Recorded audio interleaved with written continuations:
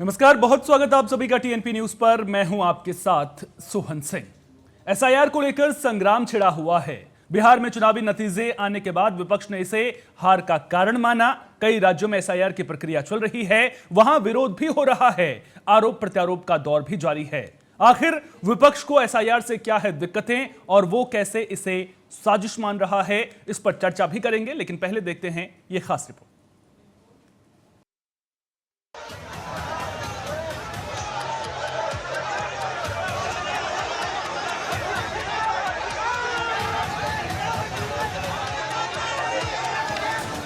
बिहार के बाद अन्य राज्यों में भी वोटर लिस्ट को सुधार करने के लिए एसआईआर अभियान चलाया जा रहा है।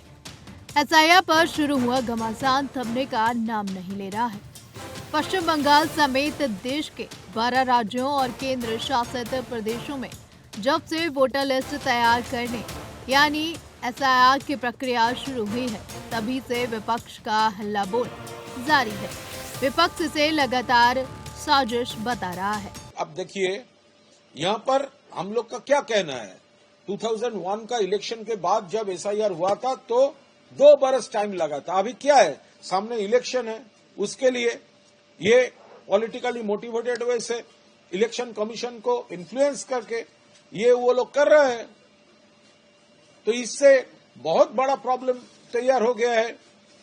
जेन्युइन वोटर्स पैनिक में सुसाइड कर रहे हैं। BLOs they are under tremendous pressure. Panic वो छड़ा रहा है भाजपा, निकाल देंगे, काट देंगे, नाम बात देंगे। कई जगह हार जीत 1 वोट से भी होती है, कहीं जगह हार जीत 100-200 की भी होती है, कहीं जगह हार जीत 2-5-10 हज़ार की भी होती है। तो जहां कम मार्जिन होता है वहां अगर मान लो आप एक बूथ पे 20 वोट काट दो और ऑन एवरेज अगर 250 बूथ हैं तो फिर कितना फर्क पड़ेगा। तो ये जो बूंद बूंद से गड्ढा भरता है, एसआईआर के माध्यम से इन लोगों का प्लान यही है कि हर विधानसभा में जो है 5,000 से 10,000 वोटों के बीच में वोट काट दिए जाएं कांग्रेस समर्थित, और ये लोग जीत जाएंगे। इतना ही तो डिफरेंस रहता है। कोई इधर से उधर 100 के 100% वोट एक तरफ थोड़ी आते हैं किसी भी पार्टी को। विपक्ष बेशक इसे साजिश बता रहा हो, लेकिन एनडीए के नेता एक स्वर में लगातार इसे सही कदम बता रहे हैं। एनडीए खेमाओं चुनाव आयोग के इस कदम को बिल्कुल सही बता रहे हैं। बीजेपी विरोधियों पर भय का माहौल बनाने और एसआईआर की प्रक्रिया को रोकने का इसे जरिया बता रही है। आरोप प्रत्यारोप थमने का नाम नहीं ले रहा है।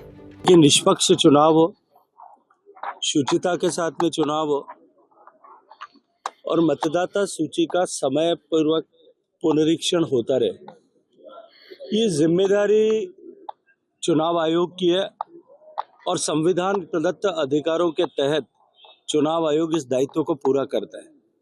इस देश में अनेक बार इस तरह से स्पेशल इन्वेस्टिगेटिव रिव्यूज मतदाता सूची के हुए हैं। देखिए, राहुल गांधी आईने को साफ कर रहे हैं, खुद का चेहरा नहीं साफ कर रहे।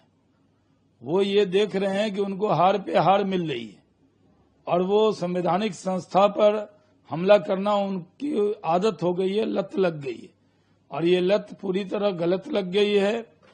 वो जब हारते हैं तब इलेक्शन कमीशन को दोषी कर देते हैं, एसआईआर को जिम्मेदार ठहरा देते हैं। बिहार चुनाव के नतीजे आने के बाद विपक्ष के कई नेताओं ने इसे महागठबंधन की हार का कारण बताया, तो एनडीए इसे विपक्ष का बहाना बता रहा है। राहुल गांधी सहित विपक्ष के कई नेता चुनाव आयोग पर लगातार निशाना साध रहे हैं। मतलब साफ है कि आरोप प्रत्यारोप आसानी से थमने वाले नहीं है। ये सियासत जहां हर कोई अपना मतलब देख रहा है। Bureau report, TNP news. आज इसी मुद्दे पर चर्चा करेंगे। कुछ खास मेहमान मेरे साथ में जुड़ गए हैं। आशीष सैनी जी मेरे साथ में जुड़ गए हैं, कांग्रेस पार्टी के प्रवक्ता हैं, कांग्रेस पार्टी का पक्ष रखते हुए नजर आएंगे। आशीष जी, बहुत बहुत स्वागत आपका टीएनपी न्यूज पर। साथ ही साथ बीजेपी प्रवक्ता तपोष पाल जी भी मेरे साथ में जुड़ गए हैं। तपोष जी, आपका भी बहुत बहुत स्वागत। सबसे पहले तपोष जी, आपसे मैं समझना चाहूंगा, अब देखिए एसआईआर प्रक्रिया को लेकर के सरकार की ओर से, चुनाव आयोग की ओर से लगातार ये कहा जा रहा है कि जो मतदाता पुनरीक्षण किया जा रहा है वोटर लिस्ट का, इसके जरिए जो है शुद्धिकरण किया जा रहा है मतदाता सूची का। लेकिन विपक्ष आप पर आरोप लगा रहा है पॉलिटिकली मोटिवेटेड एजेंडा आप चला रहे हैं, जहां पर 2024 में कम जो विपक्ष की पार्टियां चुनाव जीती थी वहां पर जानबूझकर जो विपक्षी पार्टियों के वोटर हैं उनके नाम काटने की साजिश रची जा रही है आपके द्वारा? देखिए, सबसे पहले तो मैं एक चीज बता दूं कि ये एक संवैधानिक प्रक्रिया है। ममता बनर्जी जी से इस समय पूछा जाना चाहिए कि ये जो संवैधानिक प्रक्रिया है इसका वो विरोध क्यों कर रही है। क्योंकि ये साफ तौर पे देखिए, जैसे ये प्रोसेस स्टार्ट हुआ उसके बाद से ही आपको बांग्लादेशी हाकिमपुर बॉर्डर में मिल गए, बांग्लादेशी कालनेमी के तहत उत्तराखंड में मिले हैं, बांग्लादेशी आपको पूरे इंडिया में मिल रहे हैं। आज अखिलेश यादव ने भी प्रेस कॉन्फ्रेंस किया और वहां भी जो है इस तरीके की चीजों को वो लेके आए हैं सामने। तो देखिए, कहने का तात्पर्य ये है कि बांग्लादेशी प्रेजेंट है और हमारे यहाँ प्रेजेंट है, आ रहे हैं। उसके मेन बॉर्डर है पश्चिम बंगाल के बॉर्डर। अब कहने का तात्पर्य यह है कि ममता बनर्जी बांग्लादेशियों के अगेंस्ट में अपना प्रदर्शन ना करके भारत सरकार के अगेंस्ट में प्रदर्शन करते हैं। ये दुर्भाग्यपूर्ण है। उनको इन बांग्लादेशियों को, जो कि यहाँ पे आने के बाद यहाँ के रिसोर्सेज खा रहे हैं, यहाँ के सरकारी चीजों को खा रहे हैं, यहाँ के रिसोर्सेज का यूज कर रहे हैं, वो चीज यूज ना करके या उन लोगों का विरोध ना करके वो सीधा सीधा भारत सरकार का विरोध कर रहे हैं। अच्छा तपोज जी, यहाँ पर सवाल एक खड़ा हो रहा है। तपोज, एक सवाल मैं आपसे पूछ लेता हूँ। आप लगातार घुसपैठियों का जिक्र कर रहे हैं, बिहार में भी आपने घुसपैठियों का जिक्र किया था, वहां पर SIR की प्रक्रिया पूरी हो चुकी है।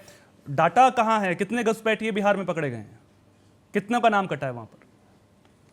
देखिए, जो जितने उसमें डिलीट किए गए हैं उसमें देखिए SIR में सिर्फ घुसपैठियों का डेटा नहीं है। SIR में जो डुप्लीकेट वोटर्स हैं, जो मृत वोटर्स हैं और जो इनवैलिड वोटर्स हैं, जो कि वहां पे डुप्लीकेट एंट्रीज है और जो पलायन कर गए हैं, जो कि बाहर निकल गए, SIR उसके लिए है।